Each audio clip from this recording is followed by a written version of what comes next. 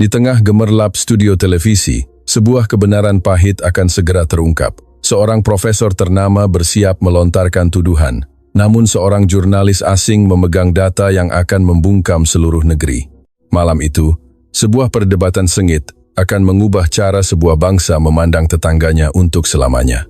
Pada bulan November tahun 2025, sebuah program debat yang menggemparkan disiarkan oleh stasiun televisi TV Malaya. Tema acara malam itu adalah tentang penurunan drastis jumlah wisatawan Indonesia yang berkunjung ke Malaysia. Para panelis yang hadir adalah Profesor Hassan, seorang akademisi yang mengkhususkan diri pada sejarah modern Malaysia dan telah menerbitkan banyak makalah tentang hubungan Malaysia-Indonesia. Hadir pula Klaus Richter, seorang jurnalis Jerman yang telah tinggal di Malaysia selama 20 tahun, dikenal karena pemahamannya yang mendalam tentang budaya Malaysia dan dipercaya oleh media lokal sebagai jurnalis asing yang kredibel. Begitu acara dimulai, Profesor Hassan langsung melancarkan kritik tajam terhadap Indonesia.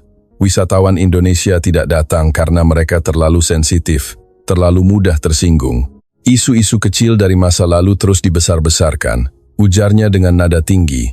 Tepuk tangan riuh dan sorakan membahana dari kursi penonton. Mereka pasti iri dengan kemajuan Malaysia.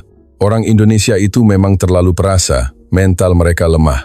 Pembawa acara mendengarkan pernyataan Profesor Hassan dengan ekspresi tenang. Begitu ya?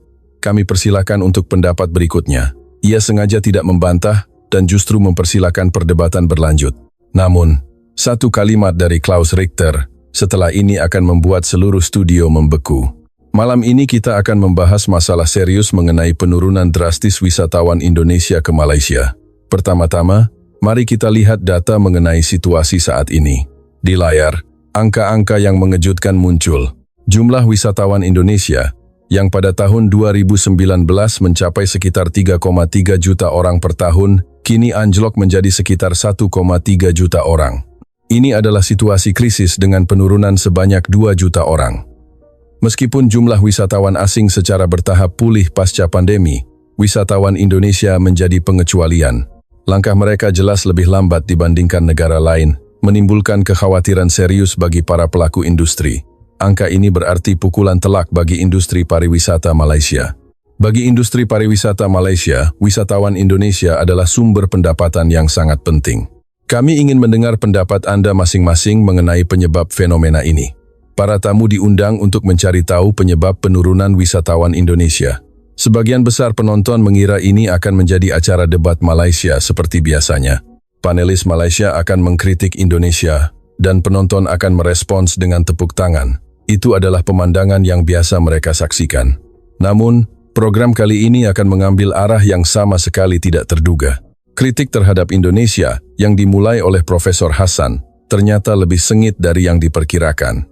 Orang Indonesia seharusnya bisa melupakan masa lalu dan melihat ke depan. Masalah-masalah kecil seperti itu seharusnya tidak merusak hubungan serumpun. Di tengah riuh tepuk tangan dan sorakan, Klaus Richter perlahan angkat bicara. Saya rasa diskusi ini kekurangan konteks. Satu kalimat tenang dari Klaus seketika mengubah atmosfer studio. Tepuk tangan penonton mendadak berhenti dan keheningan menyelimuti ruangan. Pembawa acara menatapnya dengan tajam. Sementara Profesor Hassan menatap Klaus dengan ekspresi terkejut. Apa maksud Anda kekurangan konteks? Suara Profesor Hassan terdengar jelas menyiratkan kewaspadaan. Ia yakin bahwa seseorang yang telah lama tinggal di Malaysia dan dikenal memahami budayanya akan setuju dengannya. Ia tidak bisa menyembunyikan keterkejutannya atas perkembangan tak terduga ini. Mari kita lihat kembali beberapa isu kecil yang Anda sebutkan tadi, tapi dari sudut pandang berita internasional. Usul Klaus dengan tenang. Di tangannya, ia memegang sebuah tablet. Dokumennya berisi kebenaran yang tidak ingin dilihat oleh orang Malaysia. Mari kita mulai dengan sebuah insiden yang disaksikan jutaan orang.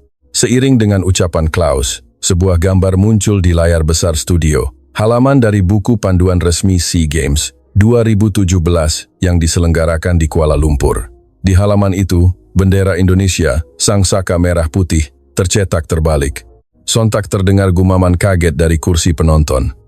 Ini kan kesalahan cetak yang tidak disengaja. Sanggah Profesor Hassan dengan cepat. Wajahnya sedikit memerah. Klaus mengangguk. Benar, pihak Malaysia menyebutnya kesalahan yang tidak disengaja. Namun, bagi sebuah bangsa, bendera adalah simbol kehormatan tertinggi. Mari kita lihat bagaimana media internasional meliput kesalahan ini.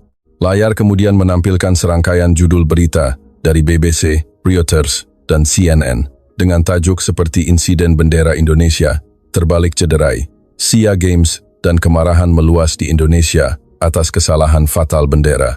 Tagar Champion You Malaysia yang menjadi trending topik dunia saat itu juga ditampilkan. Apakah ini yang Anda sebut isu kecil, Profesor? Sebuah kelalaian yang mempermalukan simbol negara tetangga di panggung internasional? Penonton yang tadinya bertepuk tangan kini benar-benar terdiam. Wajah Profesor Hasan jelas terguncang. Ia memalingkan pandangannya dari layar.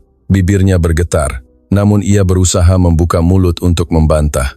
Ada yang mengerutkan kening, ada pula yang menatap Profesor Hasan seolah mencari dukungan.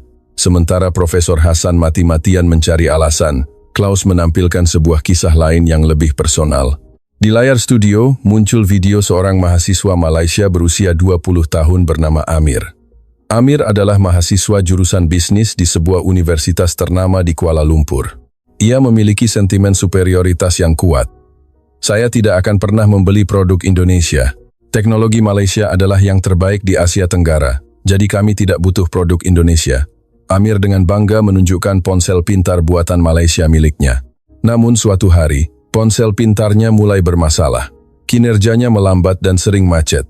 Awalnya ia mencoba mengatasinya dengan merestart atau membersihkan aplikasi, tetapi kondisinya semakin parah.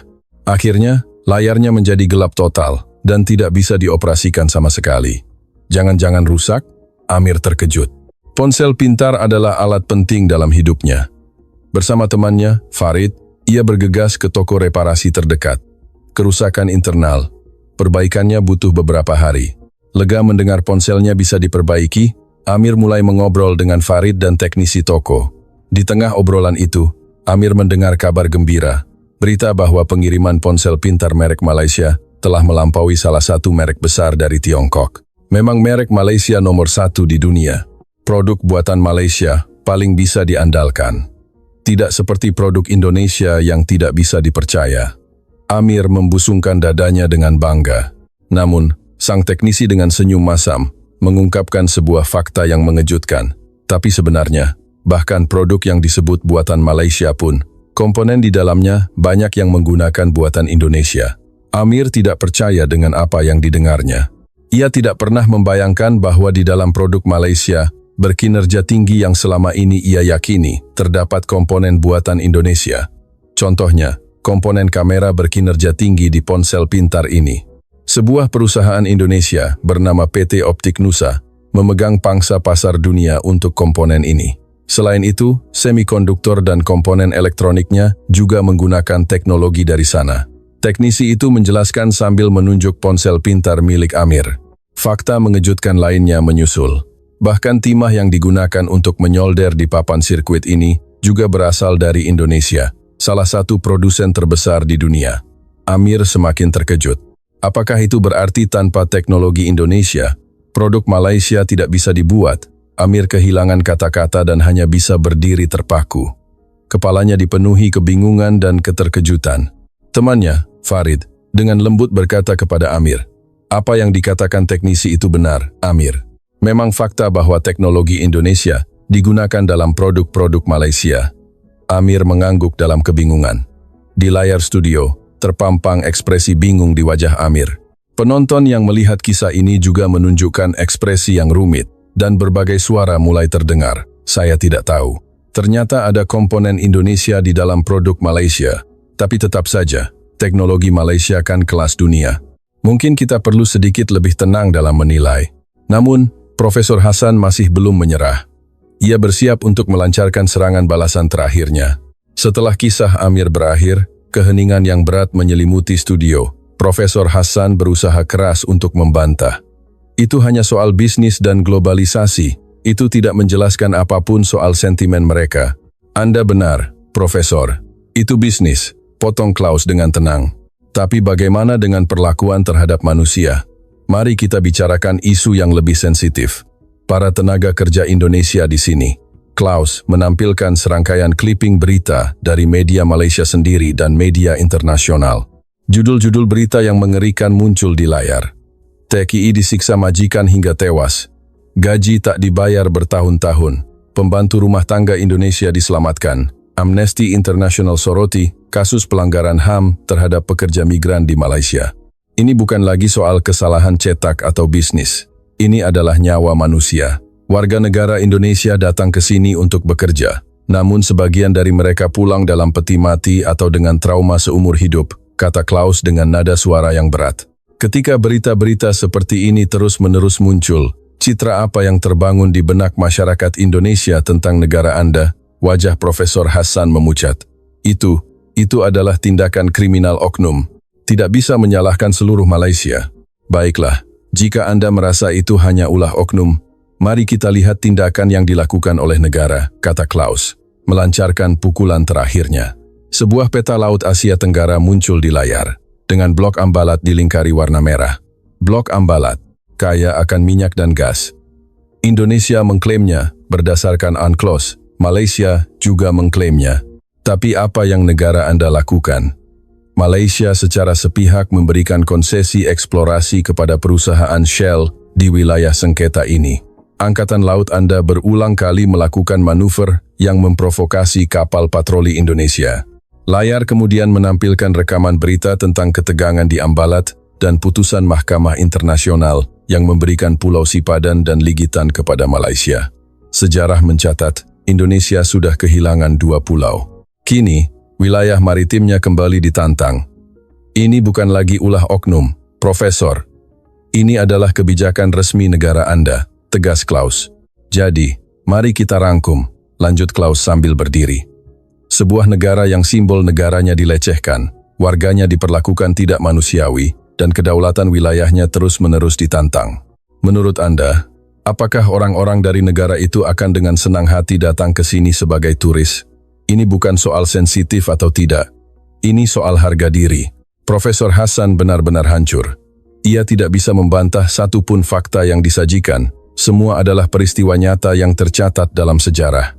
Ia terdiam, keringat membasahi dahinya, dan tangannya gemetar saat mencoba merapikan kertas-kertas di mejanya yang sebenarnya sudah rapi. Pada saat itu, untuk pertama kalinya dalam acara tersebut, pembawa acara mengambil kendali dengan kuat. Profesor Hassan, ada data terakhir yang menarik. Survei terbaru menunjukkan bahwa 76% warga Malaysia lebih memilih berlibur ke Indonesia daripada di dalam negeri. Saat angka itu menggema di studio, keheningan total pun terjadi. Ekspresi Profesor Hassan perlahan-lahan berubah menjadi masam. Apakah kita benar-benar bisa mengatakan bahwa kesalahan hanya ada di pihak Indonesia? Di layar, suara-suara asli warga Malaysia ditampilkan. Kepuasan berlibur di Indonesia lebih tinggi daripada di dalam negeri. Dengan uang yang sama, berlibur ke Bali lebih bernilai daripada ke Langkawi. Suasananya lebih ramah dan menyenangkan di sana. Mendengar suara-suara ini, Profesor Hassan tidak bisa membantah apapun. Di wajahnya terpancar rasa kalah dan malu. Saya rasa, saat ini kita tidak punya waktu untuk mengkritik Indonesia. Bukankah seharusnya kita berpikir untuk belajar dari Indonesia? Kata-kata Klaus membuat seluruh studio terdiam. Di layar, ditampilkan video indah dari destinasi wisata daerah di Indonesia. Para penonton menatap video itu dengan saksama. Sementara itu, kenyataannya Malaysia terlalu terpusat pada Kuala Lumpur. Mendengar kritik ini, Profesor Hassan tidak bisa menahan rasa malunya lagi. Wajahnya memerah karena marah. Saya tidak bisa menerima penghinaan ini lagi. Sambil berkata begitu, Profesor Hassan bangkit dari kursinya, menggebrak meja dengan frustrasi, dan pergi meninggalkan studio tanpa sepatah kata pun. Penonton hanya bisa menatap pemandangan itu dengan tercengang. Kekalahan Profesor Hassan bukanlah akhir, melainkan sebuah awal. Ini adalah cermin yang memaksa kita untuk melihat ke dalam, mengakui kesalahan, dan yang terpenting, belajar untuk menghormati. Karena pariwisata bukan hanya soal uang dan keindahan alam, tapi juga soal rasa aman, martabat, dan rasa hormat yang tulus antar bangsa serumpun. Semoga kisah ini menjadi pengingat bagi kita semua untuk selalu berdiri tegak demi kehormatan bangsa. Jika Anda merasa perbincangan ini bermanfaat, jangan lupa untuk menyukai video ini, berlangganan saluran kami, dan tinggalkan semangat Anda di kolom komentar di bawah. Sampai jumpa di video berikutnya.